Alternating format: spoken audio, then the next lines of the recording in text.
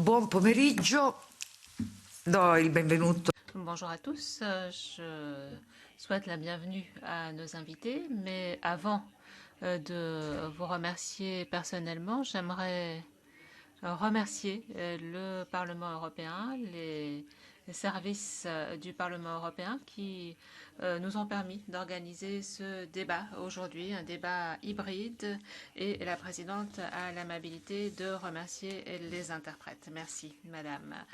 Nous pouvons, grâce aux interprètes, nous rapprocher des citoyens qui prennent connaissance de nos travaux. Je souhaite la bienvenue à l'amiral Dario Giacomini, qui est représentant militaire auprès du comité militaire de l'Union européenne, le professeur Antonella Provenzal, directeur de l'Institut de géosciences et géoressources du Conseil national de la recherche.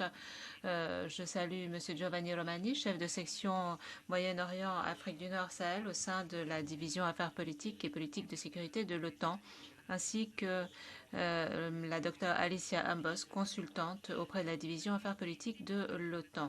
Je salue également les analystes de Mondo International Intergroup, Michele Pavan, Matteo Frigoli, Saverio Lesti, Kathleen Elizabeth Rabe, Andrea Marco Silvestri. Je vous remercie de vos travaux. Nous avons également avec nous Lorenzo Pinelli, conseiller pour les questions africaines et délégué au groupe Afrique de la représentation italienne auprès de l'Union européenne. Bonjour à vous, Monsieur Pinelli, et merci à l'ambassadeur auprès du comité politique et de sécurité de l'Union européenne, Marco Peronacci. Merci à lui de vous avoir permis de participer à notre réunion. Le débat prévu pour aujourd'hui, intitulé Dynamique géostratégique du nord de l'Afrique et du Sahel, stratégie de l'Union européenne. Ce débat traduit la nature éminemment complexe de la région, sa diversité, sa puissance et son influence. Avec les nations et les peuples africains, nous faisons toujours face à cette situation d'insécurité du continent africain, une situation qui ne correspond en rien à une situation stable marquée par le développement et le bien-être, qui sont pourtant nos objectifs et qui représentent les engagements que nous avons pris en termes de coopération. Notre débat intervient en ce jour où la France a déclaré l'arrêt officiel de l'opération Barkhane au Sahel, une opération de lutte contre les mouvements djihadistes. Cette décision va réduire la visibilité des forces militaires françaises en Afrique et nous sommes également en ce jour de présentation de la remise à jour de la stratégie de la défense et de sécurité nationale française. Je revient à l'intervention du sous-commissaire sécurité-défense, le général Claudio Graziano, concernant le flanc sud de l'Europe à l'époque où il était chargé de la présidence du comité militaire de l'Union européenne. Il disait de la Libye au Sahel, on peut envisager le tableau général de crise comme étant une relation triangulaire entre instabilité, migration incontrôlée et terrorisme. Mais il y a également une crise humanitaire encore plus importante, tragique et cruelle. C'est cette crise alimentaire que traverse aujourd'hui l'Afrique et qui pourrait entraîner plus de décès encore que le nombre de morts liés à la pandémie ou à la guerre. L'insécurité alimentaire, la faim dans le monde présente des statistiques choquantes. 20 millions de victimes en Afghanistan, 19 millions au Yémen, 18 millions au Sahel et 37 millions dans la Corne de l'Afrique.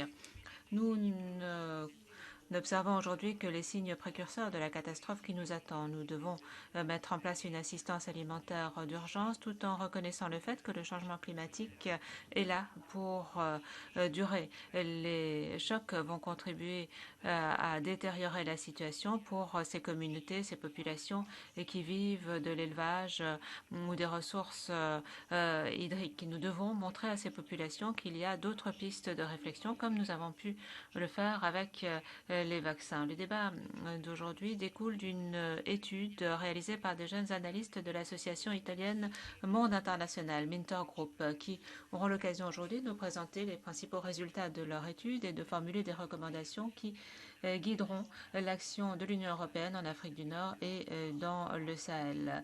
Un tableau caractérisé par une situation instable qui comprend, je le répète, le Sahel et la Corne de l'Afrique. Je vous souhaite la bienvenue au sein de cette Maison des peuples européens. Bienvenue ici au Parlement européen.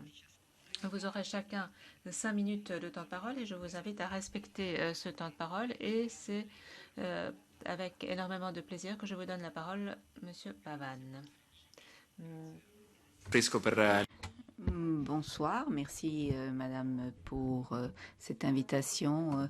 Je parlerai moins de 5 minutes pour évoquer les différentes analyses de l'intergroupe que je représente.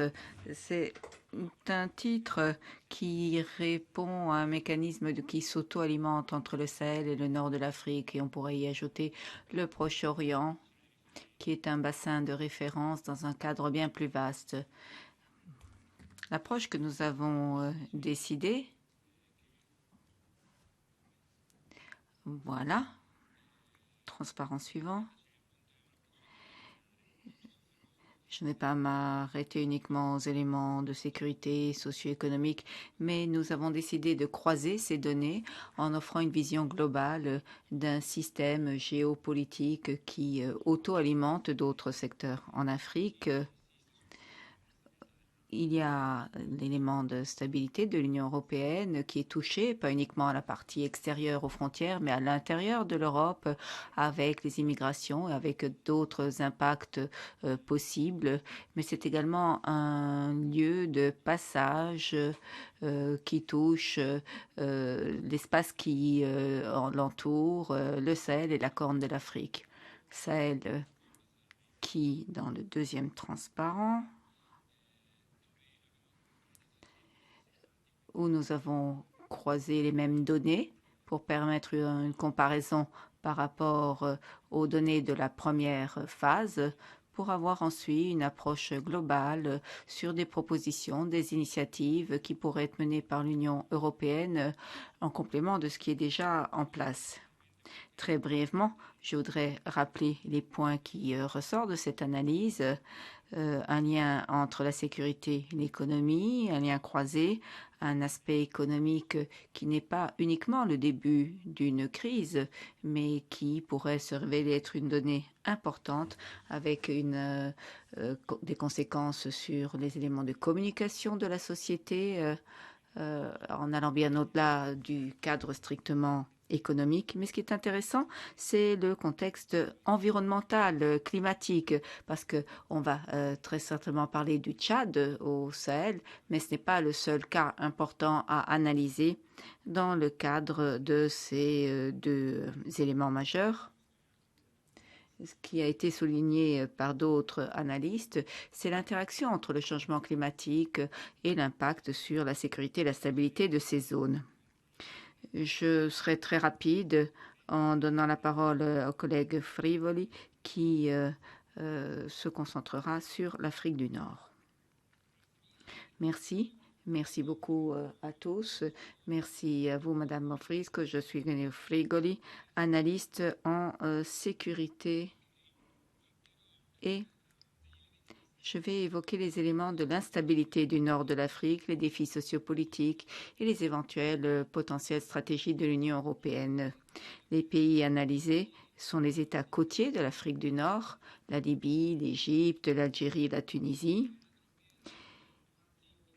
Et j'évoquerai par la suite les stratégies de l'Union européenne. Et un point important qui concerne la stabilité de ces régions qui toutes ont des éléments territoriaux vides, non gouvernés, non contrôlés par les institutions, et c'est un terrain fertile pour la création et l'élargissement de l'influence d'organisations terroristes transnationales. En plus de cet élément, il y a ce que l'on qualifie de frontières poreuses, qui repose sur le premier élément, donc territoire non gouverné, frontières poreuses avec une facilité d'action pour les activités terroristes internationales qui disposent d'une vaste armada, de très nombreuses armes, et la Libye, quand on regarde la carte, est relativement centrale. La Libye, qui a la situation sécuritaire la plus grave de tous ces pays, et cette localisation déborde sur les autres États. Donc, territoire non gouverné, frontières poreuses, organisation terroriste internationale, avec chaque fois un combat national, donc avec des mesures non adaptées. Et ensuite, il y a un élément qui n'est pas strictement de la défense militaire contre ces organisations, Al-Qaïda au Maghreb ou des branches de l'État islamique, et également la sécurité humaine, parce que ce sont, après analyse, des États d'origine et de transit de la traite des êtres humains. C'est des États où l'ennemi, entre guillemets, ce sont ces organisations terroristes qui sont difficiles à identifier parce qu'un territoire non géré devient un acteur politique sous-régional, et donc ce sont des États où il y a un élément déclencheur, la pauvreté et l'absence de bien-être pour les couches les plus désavantagées de la population.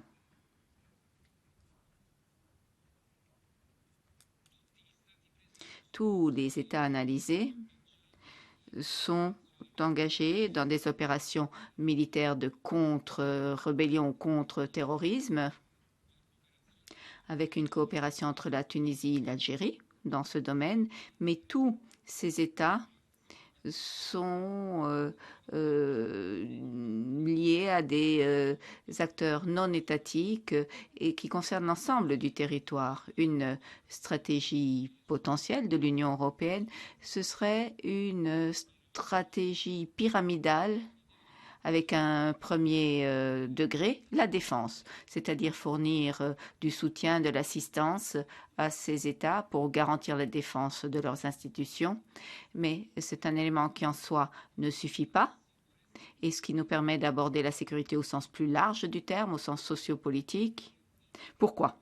Parce que, en plus de cet élément de défense purement militaire, il est important d'y ajouter une garantie de capacité, ce qu'on appelle le capacity building, fournir à ces États des instruments de survie pour les couches les plus défavorisées de la population, en leur garantissant des instruments pour améliorer leur bien-être et ainsi se rapprocher des plus nantis de la population. Ce sont toujours des jeunes qui sont un terrain fertile pour le recrutement de ces organisations qui, je le répète, concernent tous les États analysés, des États qui, seuls, n'arrivent pas à limiter ces éléments qui débordent de leurs frontières. Donc c'est une stratégie qui se fonde sur 3 points. Un point purement de défense militaire et 2 autres points, la sécurité au sens large du terme. C'est une stratégie concrète parce que ce sont des points que l'on peut rapidement aborder. Donc une stratégie qui est concrète ici, et il ne s'agit pas ici d'utiliser des technologies qui n'existent pas. J'ai terminé et je donne la parole à ma collègue Lisa Pring.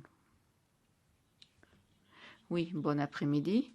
Merci aux parlementaires européens, Madame Bonfisco, d'avoir commandité cette analyse. Je suis une consultante politique du monde international et de cet intergroupe, analyste politique. Et je vais rebondir sur des aspects sociaux politiques évoqués par Mario en Afrique du Nord et aborder une analyse économique et environnementale. Comme vous voyez ici, le nord de l'Afrique représente une très grande priorité au plan économique pour l'Union européenne, parce que l'Union européenne est le plus grand partenaire des 4 pays analysés, plus grand partenaire commercial.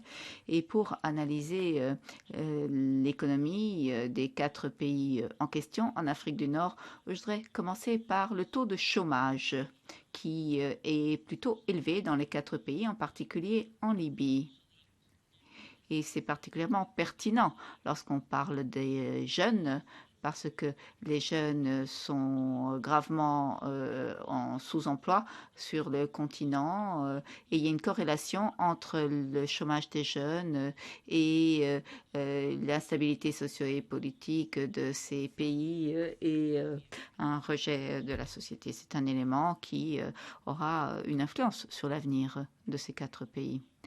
Nous pouvons également voir que en 2020, entre 2000 et 2020, on a surtout insisté sur les secteurs avec une réduction de l'agriculture dans l'Afrique du Nord pour des raisons qui seront analysées dans quelques instants. Pourquoi est-ce important? Eh bien, parce que le secteur des services est le secteur qui risque le plus de provoquer la précarité de l'emploi. Et le fait qu'il y a une augmentation de la précarité dans le secteur des services, avec de plus en plus de services informels en Afrique du Nord, a provoqué un cercle vicieux de surchômage, précarité informelle et un rejet de la part de la population des jeunes.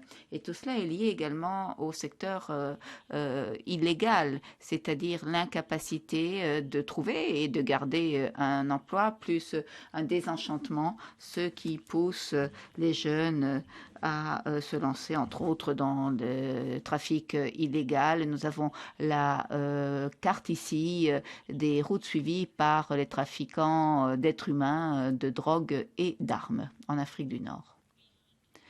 Au-delà de ce tableau, de cette toile de fond, l'économie de l'Afrique du Nord, ces éléments se sont aggravés à la suite de la pandémie Covid-19 et des investissements directs étrangers ont surtout diminué en Égypte et en Tunisie à la suite d'un nombre plutôt élevé de personnes provenant de l'étranger dans ces pays, mais la stabilité socio-économique est surtout marquante dans les pays qui dépendent largement du pétrole à cause d'une réduction de la demande à partir de 2020 en brut de pétrole. Vous le voyez, la Libye, et vous voyez un lien avec la chute du prix du brut en 2020.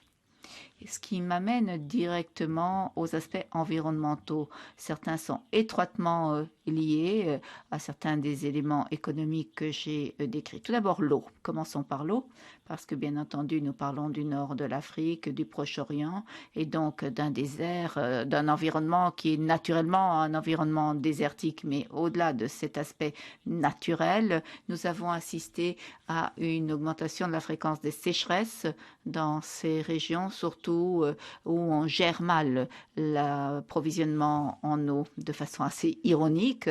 En parallèle, il y a eu une réduction de la pluviosité et lorsqu'il pleut, on assiste à des pluies torrentielles avec une augmentation des inondations le long des côtes,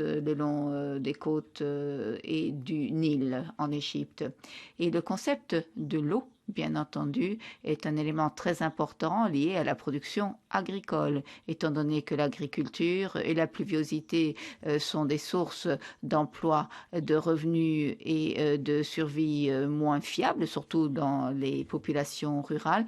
Et donc, ces producteurs, les personnes qui vivent dans le monde rural, sont poussés, sont à l'extérieur de ce monde de l'agriculture, avec forcément une réduction de la production agricole, ce qui provoque une difficulté pour le pays en termes de sécurité alimentaire, pays qui sont d'ailleurs en Égypte un des plus grands importateurs de nourriture pour garantir la sécurité alimentaire.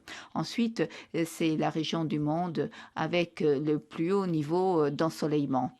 En Algérie en particulier, il y a un énorme potentiel de production d'énergie solaire et c'est un pays qui peut devenir autosuffisant grâce à la puissance des solaires, mais qui pourrait également exporter de l'électricité ainsi produites.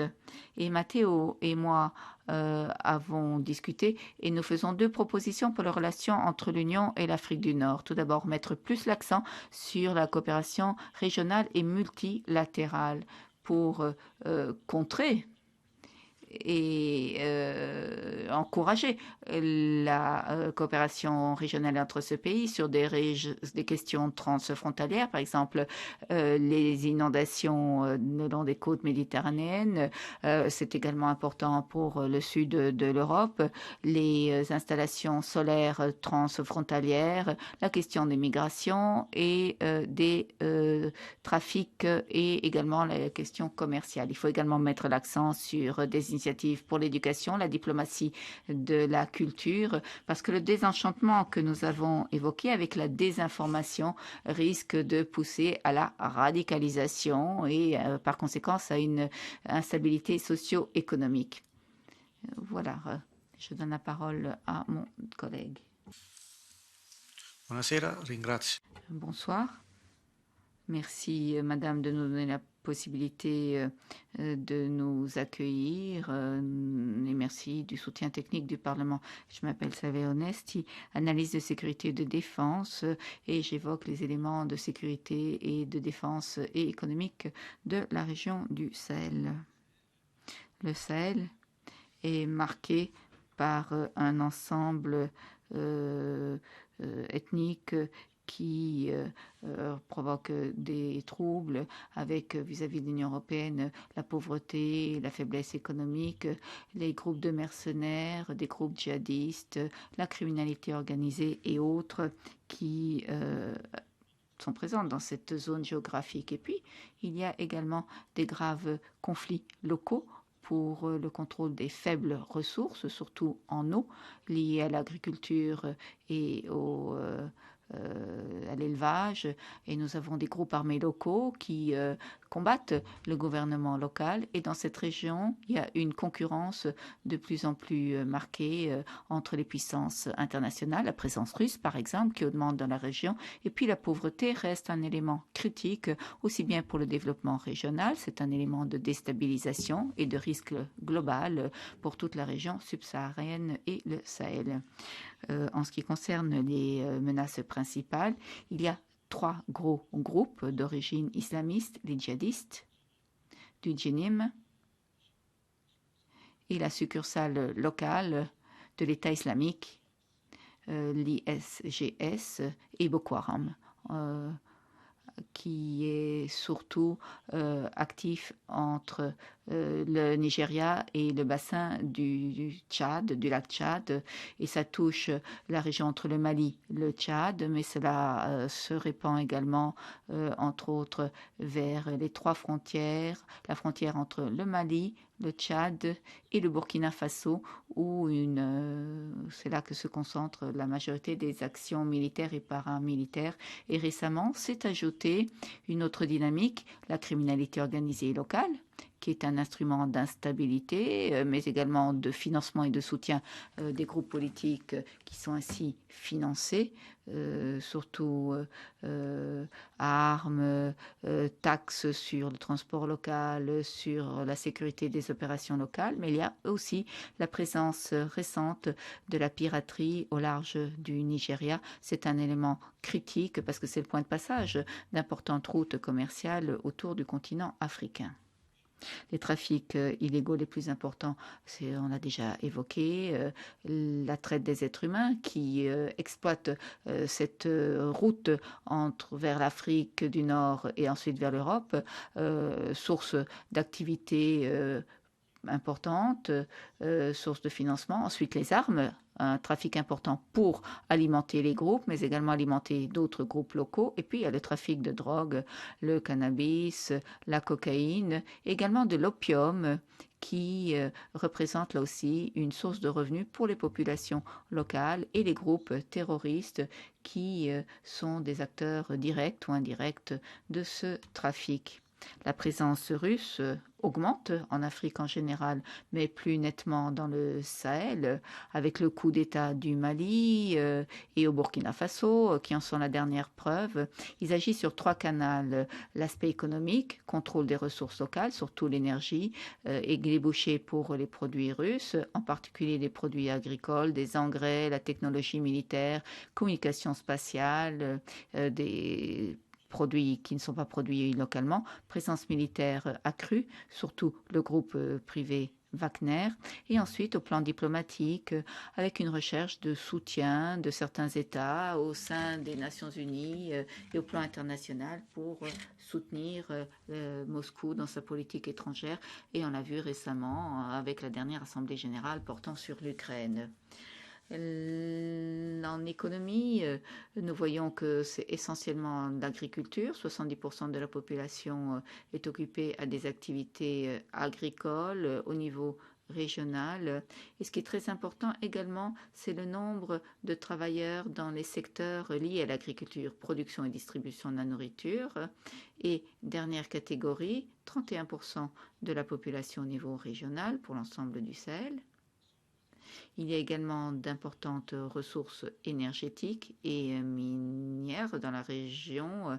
L'Afrique est un acteur important de la fourniture en énergie alternative à la Russie, le Niger et l'Algérie en particulier, mais il y a également des ressources très importantes de certaines minerais. Le Niger est le 4e exportateur mondial de combustible nucléaire. Et pour les aspects majeurs, la région subsaharienne du Sahel représente 19% des populations NEET, c'est-à-dire qui ne travaillent pas et n'étudient pas, avec un impact important du Covid, 200 milliards de dollars de pertes, de réduction de l'économie. Les villes sont le facteur principal de développement économique, de frein à ce développement économique compte tenu du chaos du développement de ces villes. Il faudrait une réforme du processus de développement avec des éléments critiques comme le faible accès à l'énergie, en particulier au réseau électrique qui est pratiquement inexistant.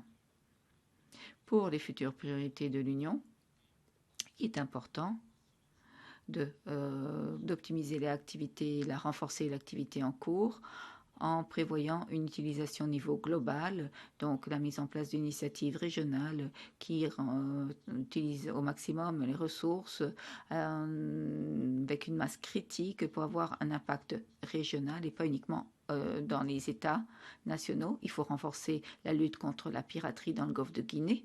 Il existe déjà des missions nationales avec une présence européenne qui serait à un niveau plus stable. Il faut également une diplomatie culturelle pour prévenir les ingérences russes, en particulier en ce qui concerne des classes dirigeantes qui ne considèrent plus l'Europe comme une ancienne puissance coloniale, mais comme un partenaire fiable au niveau militaire. Il faut revoir la participation européenne et surtout celle des États membres individuels dans le cadre des faibles ressources disponibles et de réalignement auquel nous assistons maintenant pour l'ensemble de la région. Je passe la parole à mon autre collègue. Ringrazio l'onorevole Bonfrisco e il Parlamento. Merci Madame Bonfrisco et au Parlement européen. Concludere la nostra presentazione. Je vais conclure notre présentation en évoquant un certain nombre d'éléments qui sont liés à la composante technique et sociale et peut-être également au changement climatique. S'agissant des éléments ethniques et sociaux au Sahel, en Afrique orientale, centrale et orientale, il me semble essentiel d'envisager la question dans une approche holistique intégrée, ce qui nous permet de nous concentrer plus facilement sur la structure sociale, les traditions, les religions, la culture locale et les problématiques politiques d'une région extrêmement complexe. Aujourd'hui encore, le problème ethnique et la composition ethnique sont des problèmes extrêmement importants, souvent sous-évalués au niveau national et au niveau régional. les inégalités sociales sont encore étroitement liées aux facteurs ethniques, y compris en ce qui concerne l'emploi.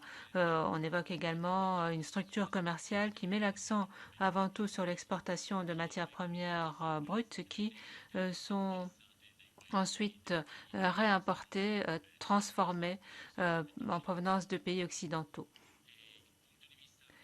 Sur le plan de la religion, la perspective religieuse a également des incidences sur les inégalités sociales et il faut en tenir compte pour des questions de stratégie, pour les tendances liées à l'intégrisme. On a vu une augmentation de plus de 57% de la chrétienté en Afrique, mais ceci a entraîné un certain nombre de discriminations et de violences par rapport à certains secteurs. La désertification et la pénurie en eau sont d'autres problèmes tout à fait fondamentaux qui sont sans doute extrêmement préoccupants, notamment dans un contexte de sécurité alimentaire. On a évoqué le lac Tchad qui, entre 63 et 2007, bon, les données sont remises à jour, a vu sa réduction de 60 à 70% en fonction des saisons. Et c'est donc là une problématique particulièrement préoccupante. S'agissant de la sécurité alimentaire, on en a beaucoup parlé. Il y a 4 piliers fondamentaux: l'accès à l'alimentation, la disponibilité de l'alimentation, l'utilisation, la stabilité des sources d'alimentation, des sources qui doivent être fiables. Nous avons également évoqué le pastoralisme et l'agriculture avec les difficultés ethniques. Certaines ethnies souhaitant s'approprier des ressources en eau et des ressources alimentaires. Alors, quelques conclusions très rapides par rapport à l'avenir. S'agissant du lac Tchad, des initiatives Green Wall et ensuite de l'autonomie. Pour synthétiser, on peut dire que les données sont en constante évolution. Il faut procéder à une collecte de données en utilisant les niveaux locaux et en ciblant de manière très pointue les différents secteurs d'intervention. Voilà, je m'en tiendrai là. Merci. Merci. Voilà, 5 interventions, toutes plus intéressantes les unes que les autres, et j'imagine que nous aurons l'occasion d'y revenir en écoutant nos différents intervenants. Merci également au nom du Parlement. Merci de nous avoir présenté cette étude qui nous permet également de prendre des décisions sur le plan législatif, sur le plan politique, et qui permet également d'informer tous les services qui sont actifs dans ces régions. Alors, il y a un lien entre changement climatique et pauvreté.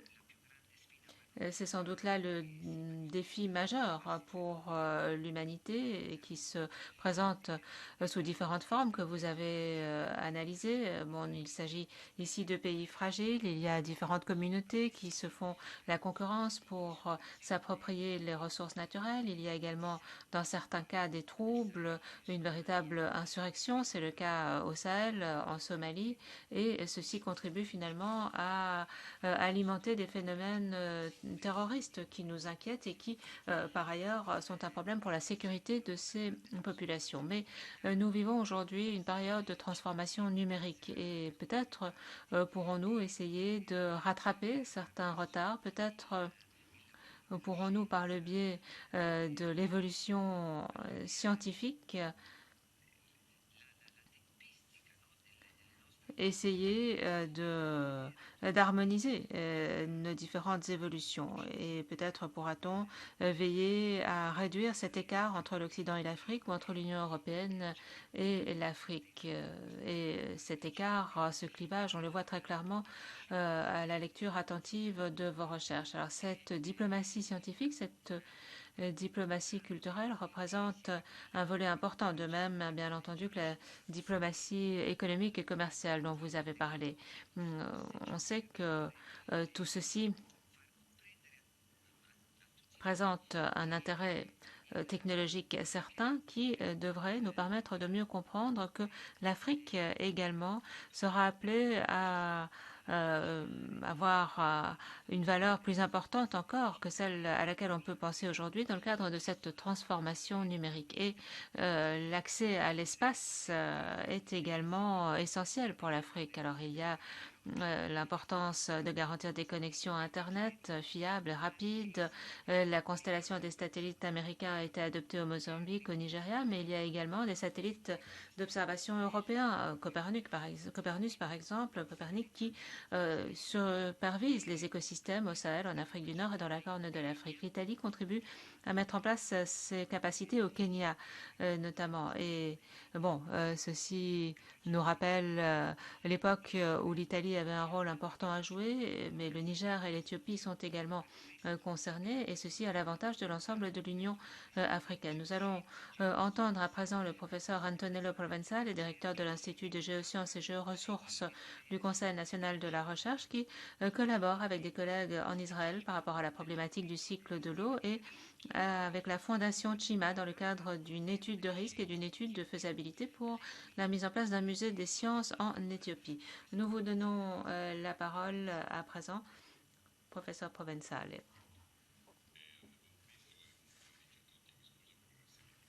Bonjour, désolé de ne pas être là. Vous avez reçu mes transparents. Je vous propose de passer immédiatement au transparent suivant qui évoque l'origine de la problématique. On constate qu'une augmentation de concentration liée à une augmentation de la température, environ 1,4 degrés au cours des 100 dernières années. Ceci entraîne une évapotranspiration plus importante, avec une énergie plus élevée dans l'atmosphère, ce qui suscite des événements plus intenses et une modification de la répartition des précipitations. Vous voyez ici une évolution des précipitations et deux régions du monde sont principalement concernées. Il y a d'abord l'ouest de l'Amérique du Nord et ensuite le bassin méditerranéen et la région subsaharienne, régions qui sont touchées par la diminution des précipitations. Transparent suivant, moins de précipitations, plus d'évaporation implique une plus haute probabilité de sécheresse. Vous le voyez ici sur cette carte en couleur et qui montre des estimations quant aux incidences des phénomènes de sécheresse sur l'agriculture en août 2021. Vous voyez un impact majeur en termes de sécurité alimentaire, d'hygiène, d'accès aux ressources, un impact qui est mal réparti dans les différents groupes démographiques et il apparaît notamment que les femmes et les enfants sont beaucoup plus gravement touchés. C'est là un événement environnemental qui contribue à aggraver les tensions géopolitiques locales et internationales. C'est donc un facteur de complication de ces tensions. Quels sont les défis à relever? Il faut d'abord réfléchir à la gestion de l'eau dans un contexte de pénurie des ressources et dans un contexte de variabilité annuelle extrêmement élevée. Il faut mettre en place des stratégies pour réduire les risques, notamment pour les précipitations, dans le cas d'inondations, dans le cas de sécheresse ou même dans le cas d'incendie. On constate ce type de phénomène en Afrique également. Et ensuite, il faut analyser les conséquences environnementales et géopolitiques de ces différents événements impliqués par les changements climatiques et notamment l'impact sur les déplacements humains. Alors, je peux citer l'exemple du Jourdain, qui a fait l'objet d'énormément d'études menées conjointement entre Israël et la Jordanie. On sait que c'est une ressource commune. Il y a également la recharge des nappes aquifères, qui est un autre exemple, ou si l'on passe au transparent suivant, on peut également citer l'exemple de l'irrigation au Maroc. Alors, je peux citer ici un projet de l'Académie des sciences polonaises mené avec différentes universités marocaines qui permet de voir quelles sont les utilisations de satellites permettant de mieux définir des stratégies adaptées en termes d'irrigation. Donc il s'agit de prendre connaissance d'un problème et de voir quelles sont les pistes de solution et en l'occurrence d'optimisation de l'utilisation de l'eau. Ici, nous passons à une activité italienne, Fondation CIMA, qui, dans un contexte de coopération, a réalisé tout un éventail d'études sur les profils de risque dans un certain nombre de pays africains. Et là, on cite l'exemple des inondations et des dégâts estimés, dégâts aujourd'hui, mais également au cours des prochaines décennies. Et on réfléchit également à tout ce que cela implique en termes de sécurité alimentaire, de développement social, l'objectif étant d'atténuer les inégalités en termes d'impact de ces événements. Certaines applications récentes des profils de risque sont celles que je viens d'évoquer et qui apparaissent à l'écran. Et naturellement, l'alimentation est un point essentiel. S'agissant des déplacements et des migrations, il est important, et cela sera de plus en plus flagrant, en raison de l'instabilité locale, en raison des changements climatiques, en raison des catastrophes naturelles, ces phénomènes seront de plus en plus marqués. Et je cite ici un autre projet organisé par la Pologne et la Norvège qui évoque les effets environnementaux en termes d'accès à l'eau de la présence de camps de réfugiés.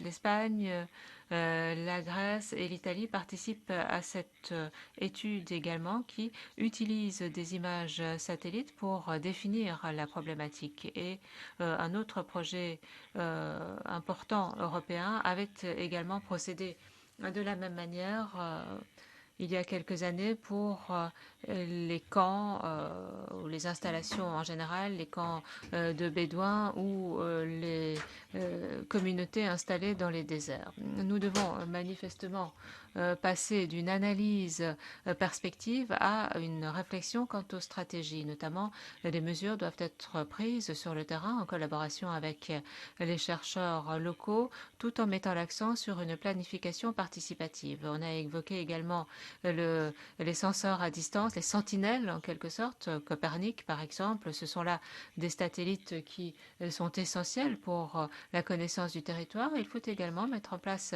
des modèles simplifiés ou moins en collaboration avec les chercheurs locaux. Encore une fois, l'objectif est d'évaluer les conditions dans l'avenir, mais d'évaluer surtout les effets de certaines stratégies de gestion et d'adaptation. Et puis, on a mentionné également la question de l'éducation qui est véritablement essentielle. Avec la fondation CIMA, par exemple, avec le ministère des Affaires étrangères, nous réfléchissons aujourd'hui à la possibilité de créer un musée des sciences en Éthiopie, et ce, dans le cadre de l'accès au savoir pour tous ceux qui le souhaitent. Je vous remercie.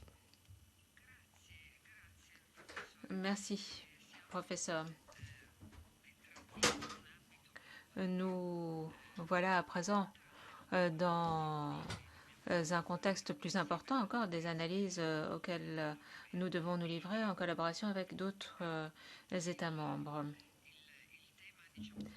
La question du caractère opérationnel sur le plan scientifique, sur le plan technique, est une question qui doit nous guider. Et à cet égard, il faut également citer le rôle de nos militaires. On peut parler aujourd'hui de coopération militaire dans ce secteur également.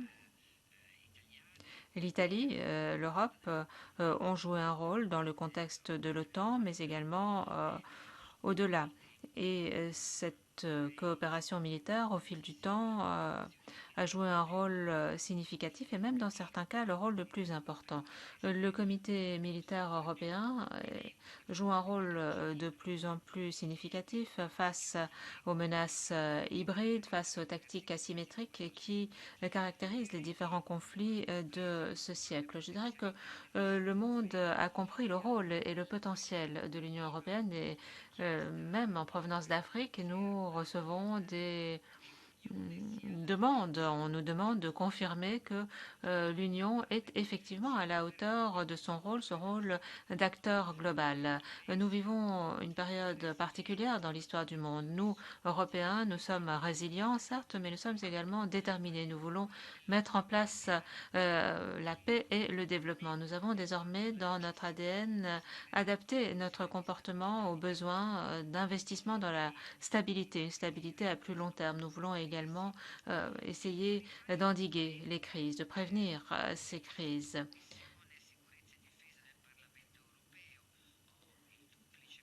En tant que membre de la sous-commission sécurité et défense du Parlement européen, j'ai le plaisir de donner la parole à présent au représentant militaire italien au comité militaire de l'Union européenne, amiral Dario Giacomini. Je vous remercie, monsieur, d'être là aujourd'hui. Merci pour cet excellent travail que vous avez toujours mené dans le cadre de cette institution militaire. Je crois que dans le contexte européen, dans un contexte marqué par les transformations, vous êtes sans doute un représentant tout à fait emblématique. Merci. Merci de me donner la parole. Je ne sais pas si ces compliments sont mérités. Je suis un des membres des représentants italiens au sein de l'OTAN et des comités militaires européens. J'ai ces doubles casquettes, ce qui me permet de voir comment les choses fonctionnent dans ces deux cadres et de représenter la position italienne dans les deux institutions. On va parler d'Afrique, du Sahel.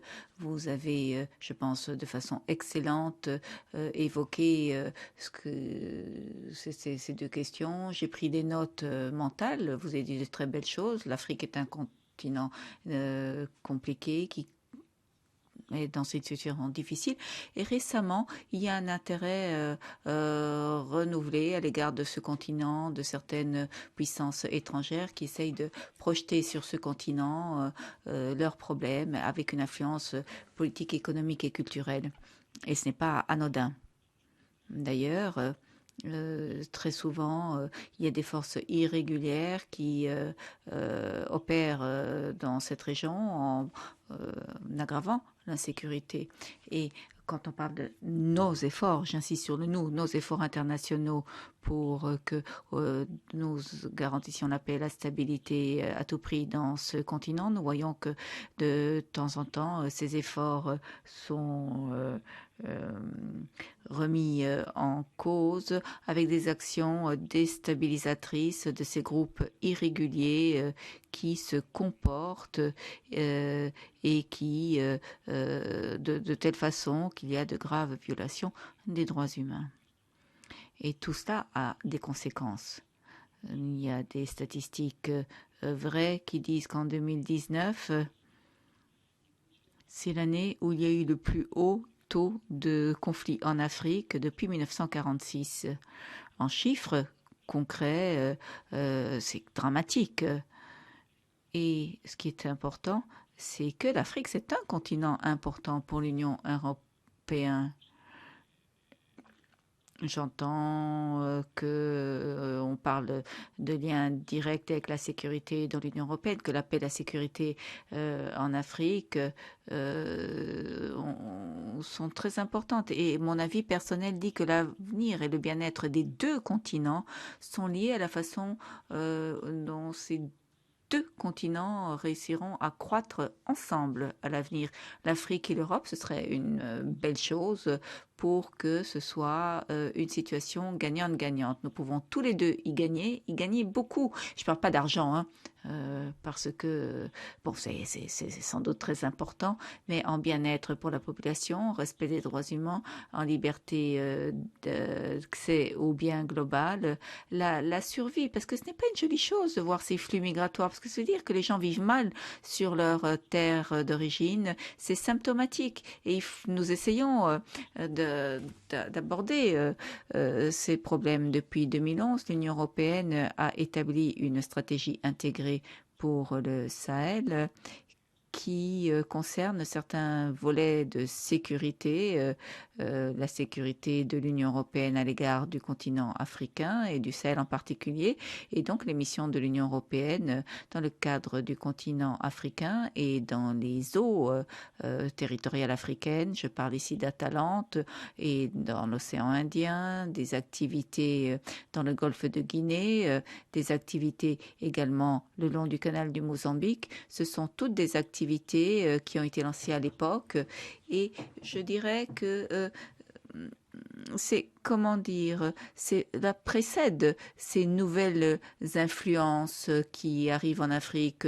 Ces opérations fonctionnaient bien, mais aujourd'hui, les choses sont plus difficiles et lorsqu'on rencontre des difficultés dans un pays, cela signifie que nous devrions peut-être réévaluer notre fonction de travailler, de coopérer avec certains pays comme ces pays d'Afrique, parce que les choses ont vraiment changé et dans une certaine mesure, nous devons corriger notre modus operandi. Nous avons 3 sur 4 missions militaires de l'Union européenne et ces 3 missions sont en Afrique. La mission de formation, l'UTM en Somalie.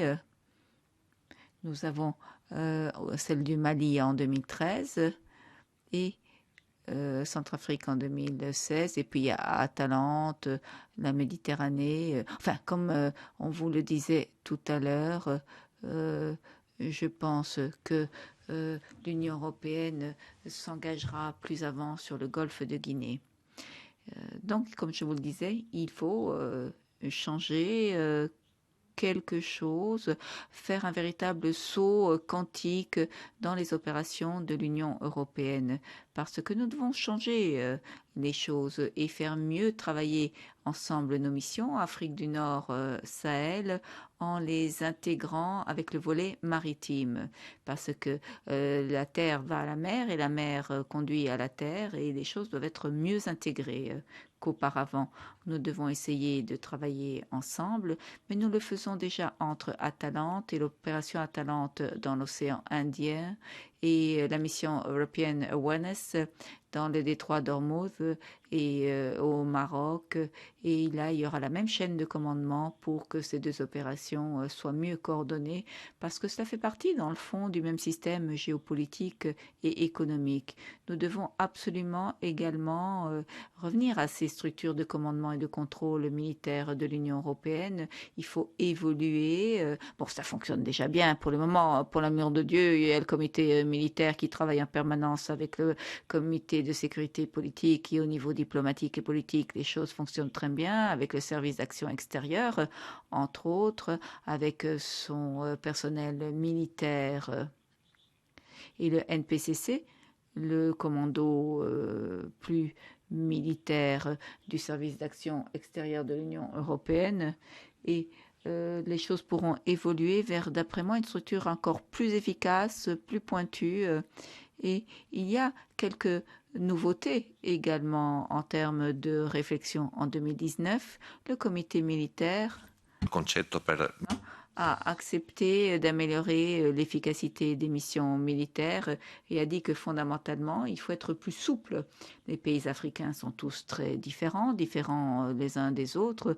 Il est donc nécessaire de les aborder pour que cette mission fasse plus avec des instruments d'orientation, de formation, d'équipement des forces armées, en particulier celles qui luttent contre le terrorisme. Et par conséquent, le nom a changé. Il ne s'appelle plus de training mission, mais des military mission, parce que c'est un changement symptomatique. Ça donne une plus grande marge de souplesse. Et puis, il y a le Strategic Compass qui a été adopté par l'Union européenne, le compas stratégique qui montre que l'on doit être plus incisif et accompagner, soutenir les forces de sécurité ainsi que la défense en formant, entraînant, mais en travaillant également sur les réformes institutionnelles et structurelles avec des indications très précises sur la façon dont on doit orienter au mieux les instruments de sécurité. Et ensuite, ici aussi, nous réfléchissons également en tant que chef d'état-major et de la défense, dernière réunion du mois d'octobre, à envisager donc l'Afrique de façon plus précise par pays. Et nous pensons activer l'opération au Niger. Ce sera un banc d'essai très important parce que le Niger est un pays qui tient debout. C'est un pays qui refuse toute ingérence, comment dire, d'ingérence. Les gens doivent être ceux qui demandent. Donc c'est le gouvernement qui est demandeur, demandeur de certains types d'activités, des activités qui sont ensuite assurées par l'Union européenne. C'est un point important. Important de considérer qu'il existe au sein du Niger des missions qui fonctionnent très bien. Une mission italienne qui fonctionne très bien, qui est très appréciée par le gouvernement et nous, les Italiens d'habitude, on nous apprécie beaucoup. Une autre mission encore qui fonctionne très bien. Et puis, pour les nouvelles futures missions de l'Union européenne, nous pensons qu'il faudra faire, comment dire, qu'il faudra qu'il y ait un complément entre les missions en place et la nouvelle mission. Donc, faire un peu plus et un peu plus montrer, un peu plus agir en tant qu'Union européenne. Et donc, il serait bon qu'on en parle pour compléter les activités nationales. Et pour conclure, je voudrais revenir sur le Mali, sur la situation au Mali, où la partie formation est bloquée, puisque les autorités locales ont décidé autre chose, ont décidé d'écouter des conseillers russes. Et nous avons le problème d'ownership, c'est-à-dire que si la nation nous rejette, et donc cette mission d'entraînement a été arrêtée parce que avec des méthodes européennes et occidentales, nous risquions de former des forces qui auraient combattu sur des terrains pour défendre des valeurs contraires aux nôtres. Mais il y avait 876 hommes au Mali, nous sommes tombés à 200. Donc, on a réduit d'un quart le dispositif, mais on n'a pas arrêté cette opération parce que nous pensons que les choses vont changer au Mali. Nous serons déjà là. Il ne s'agira pas de recommencer à zéro. C'est très important. Pour Nisa, je l'ai dit, il y aura sans doute une opération rapide que nous définissons actuellement au niveau européen. Au Niger, il y a des garanties en ce qui concerne le soutien en faveur de notre mission. Pour le Burkina, là, la situation pour le moment est très complexe pour des questions de capacité ou de volonté de réception des forces. Une mission est peu envisageable et il faut défendre les valeurs et les principes de l'Union. Et puis dans le golfe de Guinée, il faut éviter une contamination rapide, un effet domino rapide de certains intérêts sur le golfe de Guinée. Et il serait bon qu'il y ait une meilleure activité européenne dans le golfe avec tous les instruments dont nous discutons, dont nous disposons. Bon, on verra dans l'avenir ce qui sera décidé par l'Union européenne.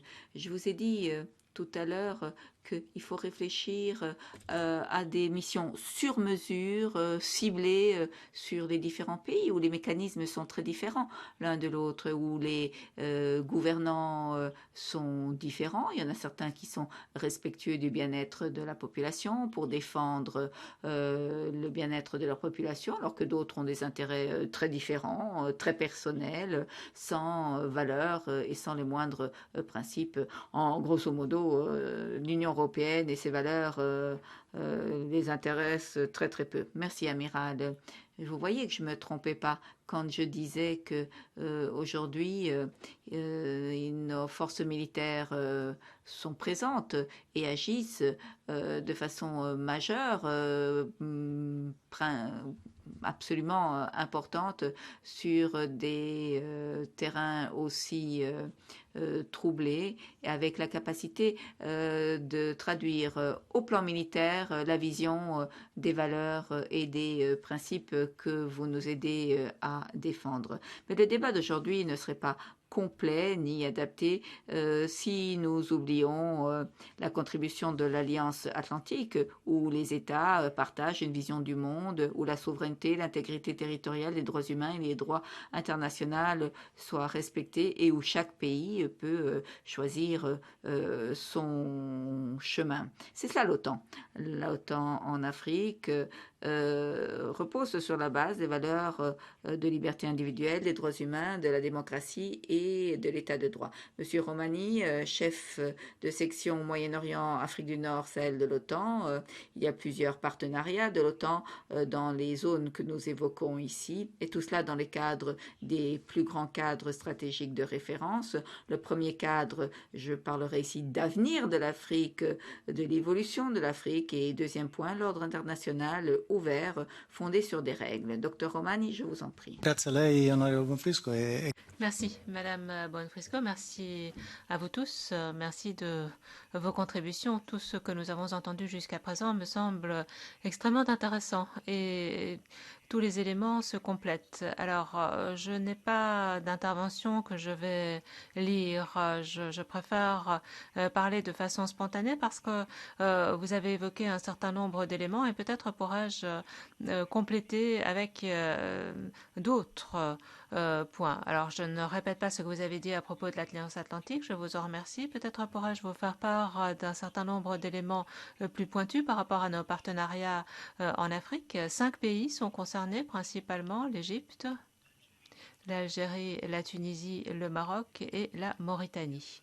Nous avons d'autres partenariats, mais plutôt du côté du Moyen-Orient, du Golfe, et une mission est encore en cours en Irak. Contrairement à l'Union européenne et aux Nations unies, nous n'avons pas de présence permanente en Afrique. Nous n'avons pas de mission. À l'exception des missions maritimes en Méditerranée, nous avons une présence permanente en Irak, au Koweït également, mais aucune présence permanente de l'Alliance en Afrique, ce qui peut-être peut donner l'impression que l'OTAN n'est pas engagée sur le continent africain, mais ce n'est pas le cas. Nous avons une politique à 360 degrés, même si certains analystes montrent que nous sommes engagés à l'Est, c'est vrai, certes, mais paradoxalement, on pourrait dire que la dimension sud est encore plus importante aujourd'hui qu'avant l'invasion de l'Ukraine par la Russie. En effet, il y a un très grand nombre de conséquences, d'effets boule de neige sur ces pays. Alors, vous avez parlé de la sécurité alimentaire, mais il y a également la sécurité énergétique. Et pour nous, dans le contexte de notre travail, bon, cela concerne le Golfe, l'Algérie, mais il faut savoir que dans beaucoup de ces pays, l'agriculture est une agriculture qui a été mécanisée et par conséquent, le renchérissement des prix de l'énergie a des conséquences sur les capacités de ces pays en matière agricole. J'aimerais également souligner un élément qui a été mentionné par beaucoup d'entre vous, la sécurité, le développement. Ce sont deux éléments qui vont de pair, qui sont étroitement liés dans toute l'Afrique, mais plus particulièrement au Sahel. Il y a également un autre élément essentiel, la démographie. J'étais en Égypte il y a quelques semaines, mais le problème se pose dans l'ensemble du Sahel avec implication pour la sécurité, climat également, et puis il y a des conséquences par rapport au phénomène de migration irrégulière, au phénomène du terrorisme. On a parlé des relations et des tensions transfrontalières. Et il y a bien entendu cet intégrisme, ce terrorisme islamique qui se développe. Alors vous le savez, l'OTAN fonctionne selon des sommets, des réunions ministérielles. Alors, à l'issue de ces sommets, il y a toujours des déclarations. Mais si vous lisez ces déclarations, on ne trouve aucune référence au Sahel jusqu'en juin 2021. Et c'est là qu'apparaît un paragraphe qui concerne le Sahel qui précise que la détérioration de la situation au Sahel est préoccupante pour la sécurité collective de l'OTAN. Et c'est important parce que c'est un changement de paradigme, un changement de politique pour l'Alliance. Et puis, cette référence apparaît également dans le concept stratégique et en juin 2022, nous avons lancé un programme de soutien à l'intention de la Mauritanie, la Mauritanie étant le seul pays partenaire au Sahel. Alors, dans ce contexte, il faut également, et l'amiral l'a dit à très juste titre, l'Afrique est un continent qui est éminemment complexe et chaque pays doit être envisagé à titre individuel. Nous avons des organisations régionales sur le continent qui sont plus ou moins couronnées de succès. Bon, moi, j'ai des interlocuteurs africains et moyen-orientaux avec lesquels je m'entretiens au quotidien et les Africains sont très critiques par rapport à leurs organisations régionales. Ils estiment que les solutions africaines pour l'Afrique, les solutions sahéliennes pour le Sahel, en fait, ne veulent rien dire. Les solutions ne viennent pas d'Afrique. J'ai entendu beaucoup d'analystes du Mali ou du Niger qui évoquaient des stratégies pour le Sahel qui ont été imposées depuis l'extérieur. Mais ces stratégies ne sont pas mises en place au Sahel et on peut se demander pourquoi. Et c'est la question que je pose à mes interlocuteurs. Pourquoi le Sahel ne réfléchit-il pas à une stratégie pour le Sahel? Alors le G5, bon, nous avions beaucoup investi, l'Union également, nous avions une collaboration entre les facultés de défense du G5 et de ces pays. Mais bon, aujourd'hui, on voit ce qui se passe. La France est sortie de cette stratégie. Il faut pourtant toujours miser sur les stratégies locales. En effet, dans ce continent, de nombreux pays sont toujours extrêmement sensibles par rapport à cette histoire coloniale. Et ceci m'amène à certaines réflexions par rapport aux organisations internationales. Très souvent, des organisations telles que l'Union et l'OTAN ont tendance à freiner ces dynamiques qui pourtant sont très fortes dans des pays dans le contexte de relations bilatérales. Alors voilà la force des organisations internationales, mais il y a également certaines faiblesses, notamment du côté de l'OTAN, un processus décisionnel qui nous pousse à prendre des décisions qui sont le fruit du plus faible dénominateur commun. Bon, c'est vrai que parfois la montagne accouche d'une souris. Il y a peut-être du côté de l'Union européenne des processus un peu plus déterminés et solides. Mais bon, il y a des limites et l'amiral a évoqué les alliances de valeurs. Certes, l'OTAN, l'Union européenne sont des alliances de valeurs. Lorsque nous sommes en relation avec d'autres pays, on constate que tous les pays n'ont pas ce principe de bonne gouvernance. Tous les pays n'ont pas des normes anticorruption qui sont à la pointe. Et par conséquent, je crois qu'il faut également tenir compte de cette réalité. Nous sommes là dans une région caractérisée par une rivalité géostratégique énorme. La Russie, la Chine, d'autres pays également essaient de pénétrer sur ces territoires de façon assez claire. Alors je ne partage pas nécessairement totalement votre analyse dans le sens où je ne vois pas les Russes derrière le coup d'État, mais les Russes, à mes yeux, représentent une puissance qui exploite toutes les opportunités. La stratégie n'est pas la même que la stratégie de la Chine. La Chine a une stratégie à plus long terme.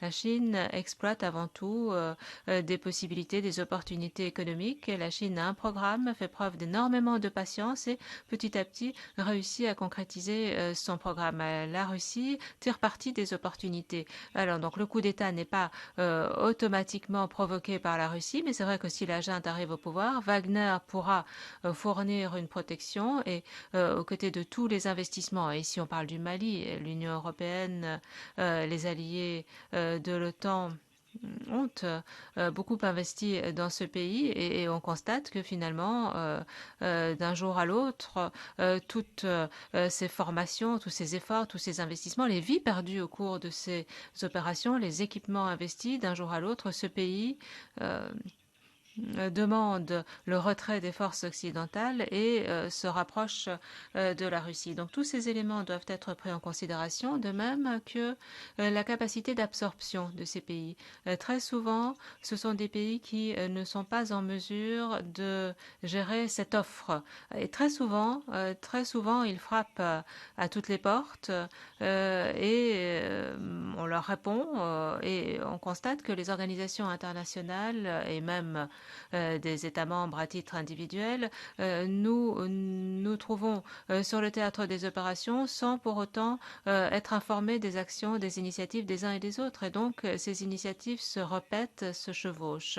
Je souligne en tout cas l'importance d'une coordination. C'est absolument indispensable. Nous avons des mécanismes internationaux qui peuvent jouer leur rôle, la coalition pour le Sahel par exemple, mais il est primordial que ce débat que vous avez organisé, Madame, aujourd'hui, ou même d'autres mécanismes structurés soient mis en place pour permettre d'éviter toute duplication d'initiatives. Il faut mettre l'accent sur la coordination de ces interventions. Et puis, dernière réflexion dont j'aimerais vous faire part, toujours dans la perspective de l'OTAN, c'est que nous, qui avons une présence limitée, qui avons des capacités limitées également, il est important pour nous de bien comprendre la valeur ajoutée. Lorsque nous envisageons une intervention, et on peut citer l'exemple de la Mauritanie, cette intervention doit être précédée d'une analyse approfondie des différents acteurs en présence, ce qui nous permet d'intervenir là où cette intervention est la plus nécessaire, sans répéter les initiatives prises par d'autres. Enfin, dernier élément, en conclusion, ce discours qui est tenu, et là c'est un phénomène auquel je suis confrontée au quotidien, et c'est sans doute également lié à ce conflit en Ukraine. On parle d'effet domino par rapport à l'Afrique. On l'a vu, il y a cet effet domino, mais il y a également des messages qui frappent la population. Et ces messages permanents sont principalement au nombre de deux. Tout d'abord, le monde occidental semble appliquer la politique de 2 poids 2 mesures. En d'autres termes, nous avons fait face à la crise en Ukraine, nous avons ouvert les bras à tous ceux qui fouillaient ce conflit, à tous les réfugiés, et nous n'avons pas réagi de la même manière par rapport à tous les autres conflits que vous avez décrits au Moyen-Orient ou en Afrique du Nord. Donc, 2 poids 2 mesures par rapport à cette population. Et puis, on nous dit ce n'est pas notre guerre.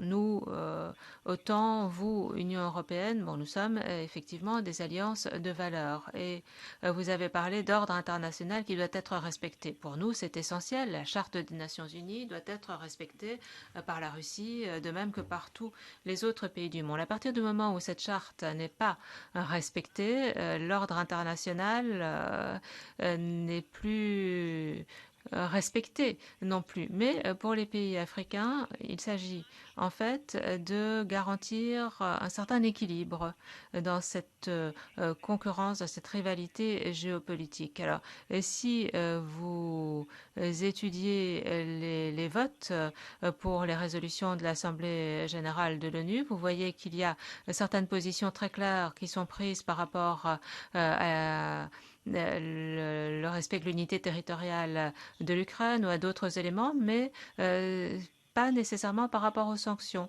Donc cette prise de position très claire n'apparaît pas toujours partout, qu'il s'agisse des Nations Unies, de l'UNESCO ou d'autres enceintes. Et je crois qu'il faut tenir compte de cette situation lorsque nous parlons avec ces pays qui ont vécu la guerre froide et qui voient aujourd'hui ce nouveau scénario se présenter, un conflit entre la Russie et l'Occident avec ces pays d'Afrique qui en paient les conséquences en termes de sécurité alimentaire ou de sécurité d'approvisionnement énergétique. Donc c'est là un élément qui est très présent en Afrique. Merci. Merci. C'était un grand plaisir que de vous écouter, entre autres pour ces toutes dernières remarques qui nous permettent d'établir un lien très fort entre cette recherche qui a été présentée par ces jeunes chercheurs, que je remercie encore, et d'établir un lien très étroit avec l'actualité que nous vivons sur ce front est de l'Union européenne, qui a énormément de répercussions sur la région analysée dans le cadre de cette recherche importante. Comme je le disais au départ, merci à Monsieur l'ambassadeur, merci à vous qui êtes ici, merci de nous avoir honorés de votre présence, merci Dr Pinelli. Nous avons parlé du rôle de la représentation italienne auprès des institutions italiennes. Et c'est à vous que nous adressons pour présenter une synthèse entre ce que fait une institution, c'est ce qui a été dit il y a quelques instants et qui est ignoré par d'autres. Et notre REP est en quelque sorte la colle qui nous unit pour coordonner notre action, l'action parlementaire, la diplomatie et la diplomatie classique, mais également les autres diplomaties qui permettent de créer ces relations que l'amiral ou le docteur Romani ont rappelé ces éléments vitaux qui permettent de garantir un dialogue qui peut représenter une base permettant de surmonter, mais également de mettre à jour, de moderniser la narrative, mais également la perception que l'on a en Afrique de notre travail, parce que c'est peut-être cela la question qui se pose aujourd'hui. Et je vous donne volontiers la parole, docteur Pinelli, parce que je suis certaine que vous avez des choses très importantes à nous dire. Oui, merci beaucoup, Madame Bonfrisco. Merci à chacun d'entre vous pour la présentation. Merci aux différents orateurs. Et je me réjouissais de cette réunion parce que j'ai l'occasion de parler de questions qui m'intéressent beaucoup avec des gens qui partagent cet intérêt. Je suis conseiller Afrique de la REP italienne auprès de l'Union européenne. Je suis à Bruxelles depuis 3 ans et demi. Auparavant, j'ai été vice-ambassadeur de l'Italie au Ghana. Et désormais, cela fait 8 ans et demi que je m'occupe d'Afrique et que je m'occupe de cette grande région que nous avons évoquée cet après-midi, le Sahel et l'Afrique occidentale. Je suis désolée de ne pas, dans mon intervention, je suis désolée de ne pas intervenir sur l'Afrique du Nord parce que celle-ci ne fait pas partie de mon portefeuille. Mais il est évident que les interconnexions qui existent entre le Sahel et l'Afrique du Nord sont immenses. Il suffit de penser que la crise du Sahel a commencé en Afrique du Nord. N'oublions pas 2012, le printemps arabe, ensuite les événements des années suivantes. Il y a énormément de remarques à évoquer et je voudrais me concentrer tout d'abord sur l'importance que représente le Sahel, pourquoi est-ce important pour l'Italie et l'Union européenne, et ensuite je vous propose d'analyser rapidement la nouvelle stratégie européenne pour le Sahel, parce que l'amiral a évoqué l'approche stratégique 2012, mais l'année dernière, en 2021, dans mon groupe de travail, nous avons mis à jour cette stratégie et désormais nous avons une nouvelle stratégie pour le Sahel. Ainsi, donc, le Sahel, je suis ravie de voir qu'il y a de plus en plus d'analystes italiens qui s'occupent à cette région parce que c'est une région qui a longtemps été négligée par la politique étrangère italienne. C'est quelque chose que l'on peut affirmer sans crainte d'être démenti. Nous n'avions aucune ambassade dans les 5 pays du G5 Sahel et c'est une situation qui a profondément changé ces 10 dernières années à partir du moment de de telle sorte qu'aujourd'hui, le Sahel est une des grandes priorités de la politique étrangère italienne en Afrique. Lorsque je suis arrivée ici, ce processus était encore en phase d'évolution. Désormais, est mûr et sans crainte d'être démenti par mes collègues du ministère, je dirais que le Sahel est aussi important que la Corne de l'Afrique. Corne de l'Afrique qui est notre priorité principale, traditionnelle en Afrique. Le Sahel et la Corne de l'Afrique désormais représentent un véritable arc d'insécurité de l'Érythrée en quelque sorte jusqu'à la Mauritanie. Et nous réfléchissons depuis peu également sur des événements dans la région des Grands Lacs. Comment aurait-il une influence sur ce qui se passe au Sahel ou dans la Corne de l'Afrique? Le prochain Conseil des affaires étrangères, sachez-le, portera justement la semaine prochaine sur la région des Grands Lacs, la RDC, le Rwanda, l'Ouganda et le Burundi.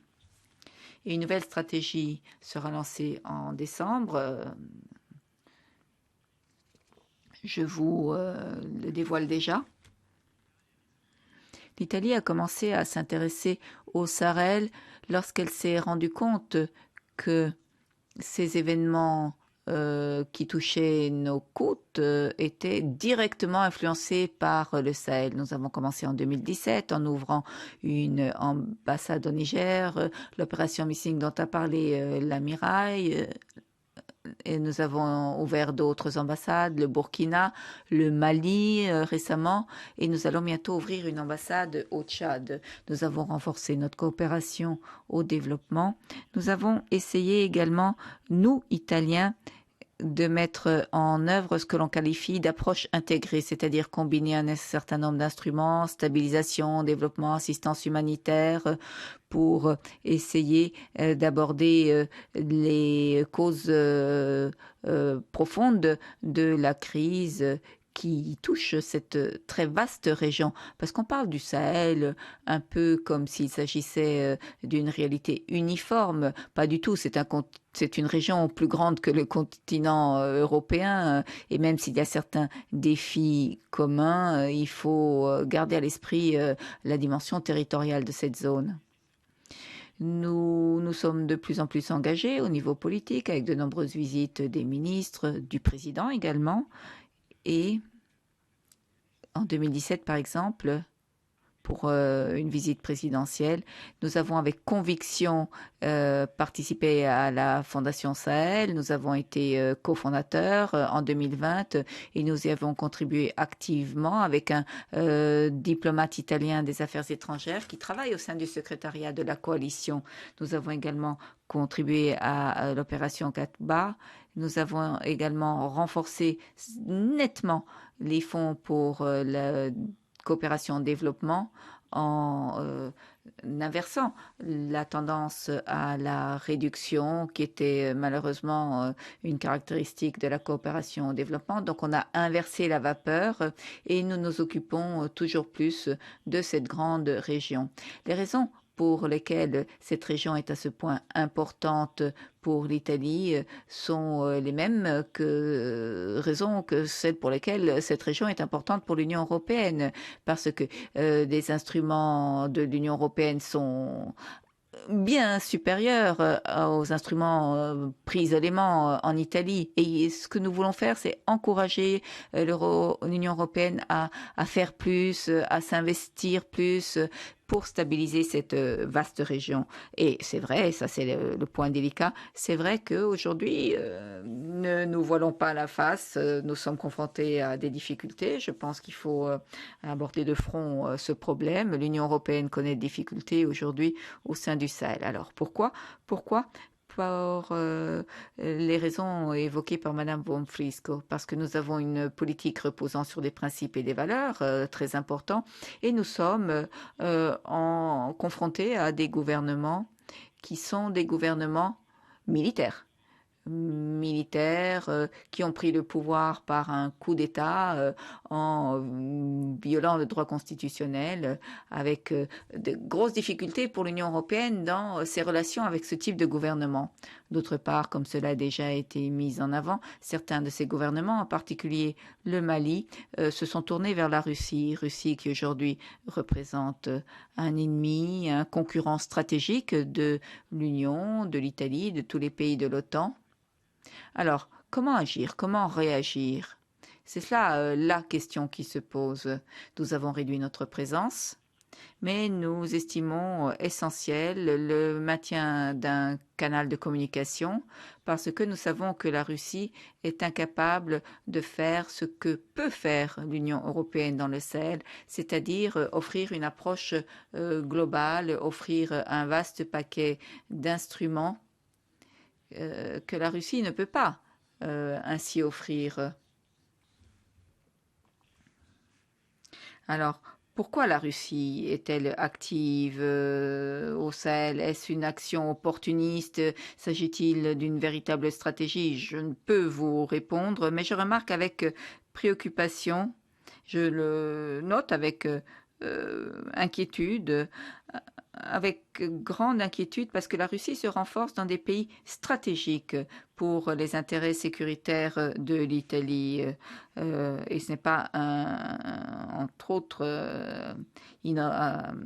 anodin de parler des flux migratoires. Burkina Faso, le Mali, la Libye. Alors, ce qui nous reste, c'est le Niger. Je vois que l'amiral opine du chef. Je conclus sur le Niger en disant que la raison pour laquelle l'ambassadeur n'est pas là, je suis désolée que je m'excuse en son nom. Aujourd'hui, justement, en réunion des ambassadeurs, on parle entre autres du lancement de cette nouvelle mission d'entraînement, une mission militaire pour le Niger. Alors, très rapidement, comme l'a dit l'amiral, au Niger, il y a déjà eu plusieurs missions militaires bilatérales. Le Niger est un pays très solide au plan institutionnel et ce en comparaison avec les autres pays du Sahel, mais le président Bazoum, le nouveau président, est un personnage clé que nous devons protéger et renforcer au maximum. Malheureusement, au Niger aussi, il y a un très fort discours anti-occidental, un discours qui, bien entendu, est alimenté par un sentiment anti-colonial qui remonte au passé, mais qui est malheureusement, nous le soupçonnons, encouragé par la propagande russe, par la désinformation, les menaces hybrides que représente la Russie. Et nous pensons que derrière tout cela se cache une stratégie. Puis il faut être très prudent avec le Niger. Il est essentiel d'y aller parce qu'aujourd'hui, c'est le partenaire le plus important. Peut-être que pour l'Italie, ça a toujours été le partenaire le plus important au Sahel, mais nous devons y aller prudemment. Il est essentiel de renforcer les synergies avec les missions militaires déjà en cours. N'oublions pas non plus la mission allemande qui est déjà intégrée dans le Mali, qui devrait bientôt partir. Mais il est essentiel de répondre aux demandes des Nigériens et je peux vous assurer que l'Italie travaille pour évoquer ce partenaire très solide de l'Union européenne et nous allons à l'avenir évoquer ce renforcement de notre rôle au Niger. Merci, merci. Je sais que vous alliez très certainement nous faire part de bonnes nouvelles. Je suis ravie de donner la parole à Monsieur Castaldo. Je lui demanderai de conclure ce débat très intéressant d'évaluation, d'analyse.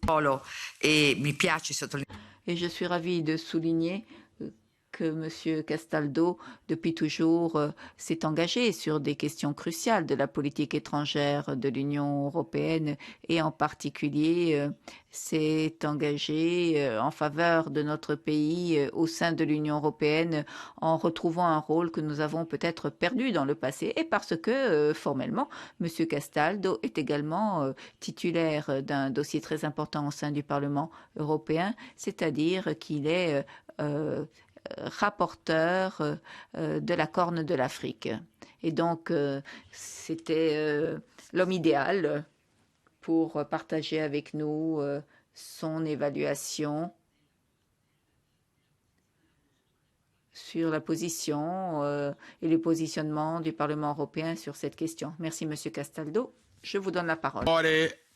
Merci. Merci à ma collègue et amie Anna Bonfrisco qui m'a invité à participer à cet événement aussi prestigieux, aussi important, étant donné l'éminence de tous les membres de ce panel. Désolée de ne pas avoir assisté à tout votre débat, mais nous avons aujourd'hui la plénière et puis parallèlement différents groupes de visiteurs qui viennent notamment s'informer sur les fonds européens et bon, plusieurs réunions se chevauchent et j'essaie d'y participer. Je tenais en tout cas à participer à votre débat, du moins pour vous faire part de certains éléments en conclusion de ce débat. Le contexte est en mutation constante. C'est un contexte instable, caractérisé par tout un éventail de crises. Vous en avez parlé, la situation dans le Sahel, cette instabilité majeure qui part de la Mauritanie pour aller jusqu'au Soudan et qui dépasse, qui bouleverse les frontières des États, les frontières qui sont poreuses, qui sont dépassées aujourd'hui par les événements. Bref, cette instabilité nous impose en tant que décideurs politiques et étant donné d'autres facteurs d'instabilité qui sont liés à la guerre en Ukraine, qui sont liés aux difficultés d'approvisionnement en matière énergétique, les difficultés économiques, tout ceci nous impose de tenir une réflexion plus approfondie quant à nos relations avec l'Afrique, un continent qui est tout à fait lié à la prospérité, à la stabilité du continent européen. Alors je ne souhaite pas pour ma part que l'on commette des erreurs qui certes seraient peut-être d'une certaine manière justifiées, erreurs qui nous pousseraient à ne pas être assez attentifs à notre voisin du Sud et on ferait se déplacer l'attention sur la crise catastrophique qui nous frappe en raison de l'agression criminelle de la Russie sur l'Ukraine. On déplacerait notre attention qui se cristalliserait sur l'axe est-ouest alors que l'axe nord-sud est tout aussi important étant donné son caractère imprévisible, étant donné les crises potentielles qui nous menacent. On doit notamment tenir compte de la démographie dans ces pays. En Égypte, par exemple, imaginez-vous ce que signifierait une pénurie alimentaire pour des pays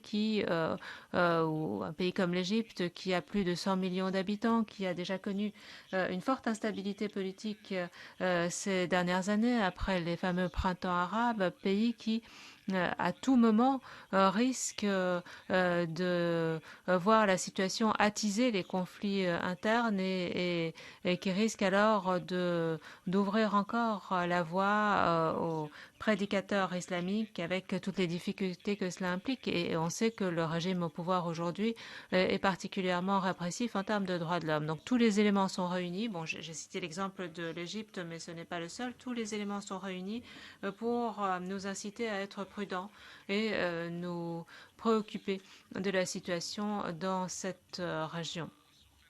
Voilà pourquoi je souhaitais évoquer cette question, évoquer l'instabilité qui touche pas uniquement les pays qui nous viennent automatiquement à l'esprit, mais qui touche également d'autres pays, la Tunisie par exemple, pays essentiel pour nos relations avec l'Afrique du Nord. Dans ces pays, l'instabilité sociale et économique a des conséquences directes sur la situation politique et institutionnelle. On pouvait partir du principe que la Tunisie était un allié sûr, un allié simple, qui partageait nos valeurs. Et nous voyons l'évolution de la situation. Alors peut-être pourrais-je dire quelques mots sur la situation dans la Corne de l'Afrique, une région fondamentale pour le continent, un lieu de passage entre l'Europe, l'Afrique, l'océan Indien, mais c'est également un lieu de trafic commercial parmi les plus importants du monde. C'est par là que passe plus d'un tiers du gaz qui arrive vers l'Europe. Et cette tendance est une tendance à la hausse, bien entendu, pour des raisons évidentes. Pensons également aux flux commerciaux, cette chaîne de valeur qui traverse ce corridor extrêmement étroit entre le golfe d'Aden et la mer Rouge pour pénétrer ensuite dans le canal de Suez. Donc c'est une région qui est stratégique et une région qui est caractérisée par des conflits latents, mais également des conflits qui sont très nets. Au Tigré, par exemple, on peut citer également des crises endémiques liées à la Somalie, par exemple, incapable de garantir le contrôle de son territoire par rapport à des milices terroristes, à Al-Shabaab. Il y a également dans cette région une instabilité économique qui est particulièrement diffuse et le changement climatique se fait sentir dans cette région également. La sécheresse a eu des conséquences sur la situation de ces pays et si on ajoute à cela la crise alimentaire, cette spéculation liée à la guerre, bon, on voit que les chiffres peut-être ne justifient pas l'augmentation des prix, mais nous savons combien les spéculateurs tirent parti des contextes géopolitiques pour faire des affaires. Bref, autant d'éléments qui nous permettent aujourd'hui de dresser un tableau qui montre qu'il y a un risque de crise humanitaire considérable, la crise la plus grave sur le plan global. N'oublions pas non plus le Yémen, confronté depuis des années à une guerre civile. Nous constatons que le défi est un défi d'envergure et qu'il faut absolument le relever. Voilà pourquoi, très modestement, j'essaie de faire passer dans le cadre du rapport l'importance de dépasser cette vision traditionnelle pour aboutir à une vision d'ensemble. Nous devons mettre en place un éventail de mesures, un éventail d'actions pour lutter contre cette crise et pour aller dans le sens d'un développement.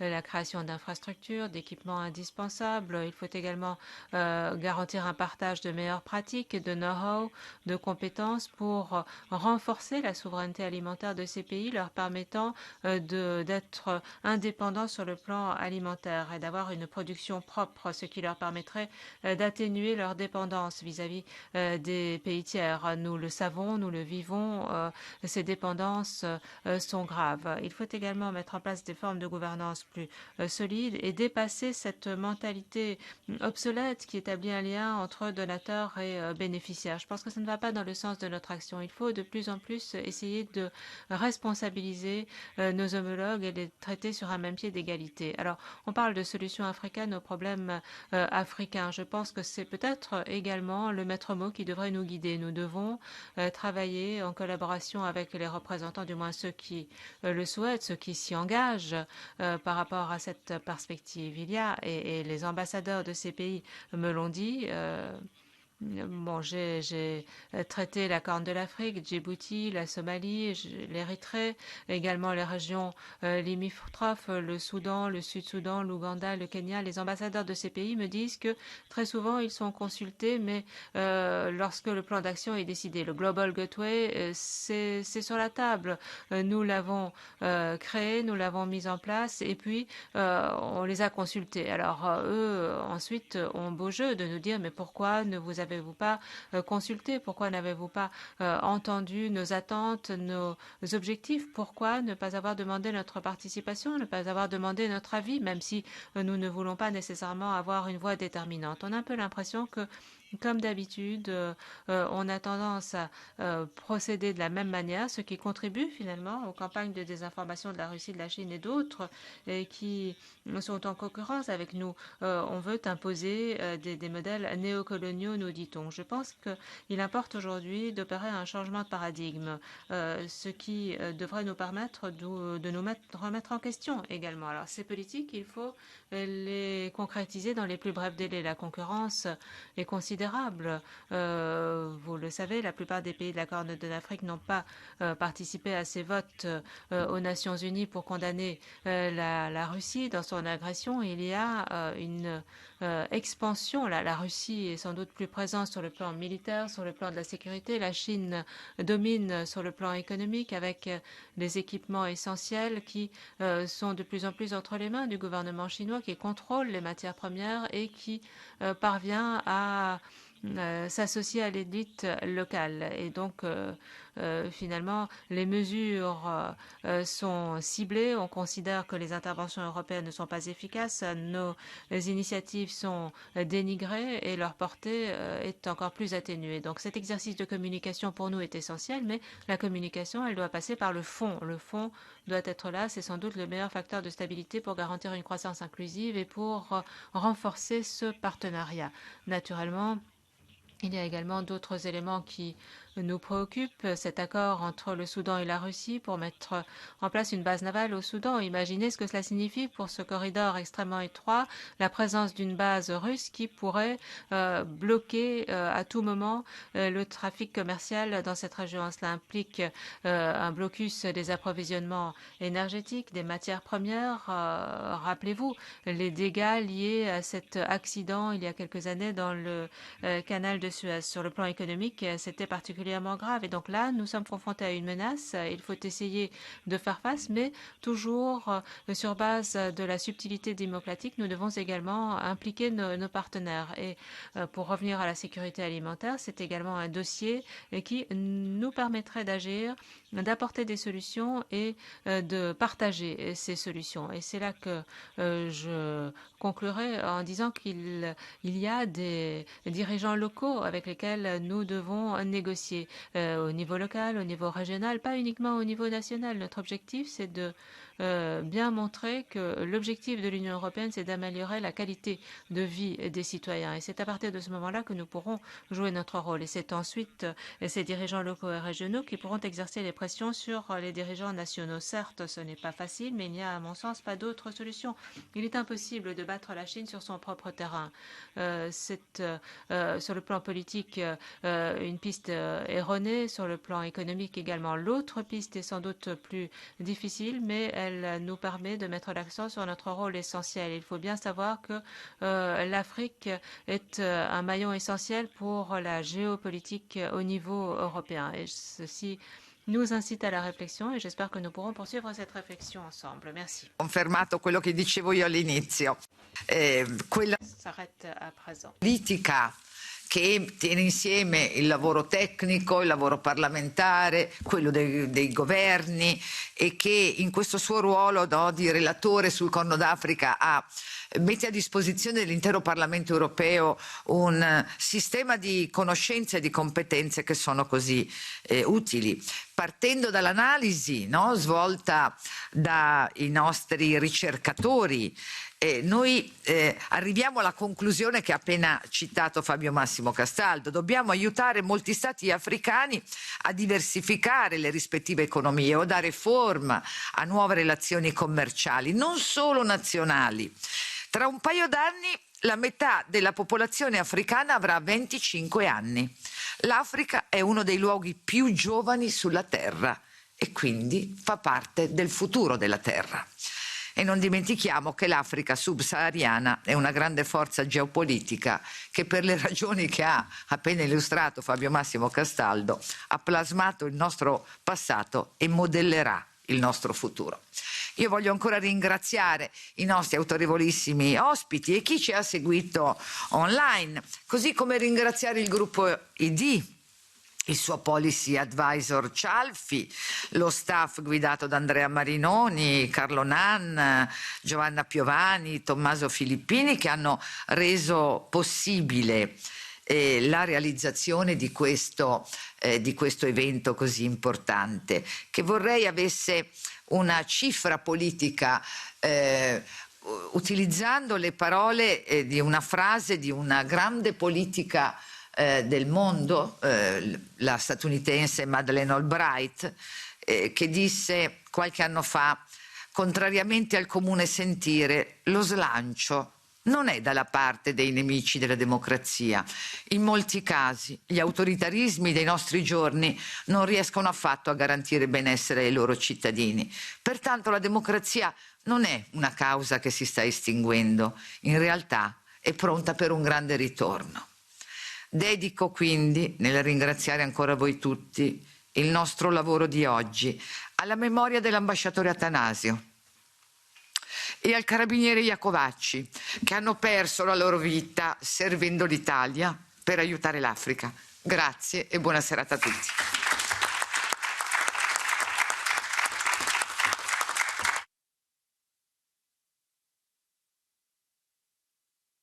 E grazie a te per questa bellissima idea, per il meraviglioso lavoro e l'ottima cooperazione che abbiamo da sempre in Commissione, e grazie per aver ricordato l'ambasciatore Attanasio, che peraltro io ho avuto l'onore di conoscere in missione nel 2015 in Nigeria, quando era primo consigliere dell'ambasciatore dell'ambasciatore appunto l'ambasciatore Rustico.